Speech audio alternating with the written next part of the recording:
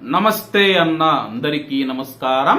Kuwait Mangaf అగ్ని ప్రమాదం ఘటనలో మొత్తం 49 మంది ప్రాణాలు కోల్పోగా అందులో 46 మంది భారతీయులు ఉన్నారు. అలాగే మరణించిన వారిలో 3 ఆంధ్రప్రదేశ్ రాష్ట్రానికి చెందిన వారు, పశ్చిమ గోదావరి మరియు అలాగే శ్రీకాకుళం జిల్లాలకు సంబంధించి 3 తెలుగువారు కూడా ఉన్నారు. అలాగే ఫిలిపిన్ దేశానికి సంబంధించి 3 ప్రవాసులు కూడా మరణించినట్లు అధికారులు తెలిపారు. అలాగే ఆ యొక్క 3 ఫిలిపినో మృతదేహాలను వాళ్ళ యొక్క స్వదేశానికి పంపించి వేశామని చెప్పి, అలాగే వాళ్ళ యొక్క మృతదేహాలు ఫిలిపీన్స్ లోని మనీలాకు చేరుకున్నట్లు స్థానిక మీడియా పేర్కొంది.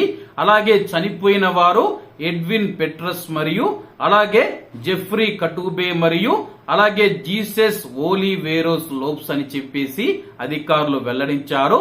దుబాయ్ మీదుగా ఫిలిపిన్ దేశానికి వాళ్ళ యొక్క మృతదేహాలను తరలించామని చెప్పేసి కువైట్ అంతర్జాతీయ విమానాశ్రయం నుంచి వాళ్ళ యొక్క మృతదేహాలను వాళ్ళ యొక్క దేశాలకు పంపించినట్లు కువైట్ అధికారులు తెలిపారు. సోమవారం జూన్ 16వ తేదీ సాయంత్రం 5:40 మృతదేహాలు వాళ్ళ యొక్క దేశాలకు చేరతాయని చెప్పి కువైట్ లోని ఫిలిపిన్ ఎంబసీ, ఎన్బిటిసి కంపెనీ ప్రతినిధులు మరియు స్థానిక అధికారుల సహకారంతో మరణించిన కుటుంబాలు త్వరగా కోలుకోవాలని చెప్పి, అలాగే వారికి అవసరమైన అన్ని ఏర్పాట్లు చేశామని చెప్పి కంపెనీ కూడా వెల్లడించింది.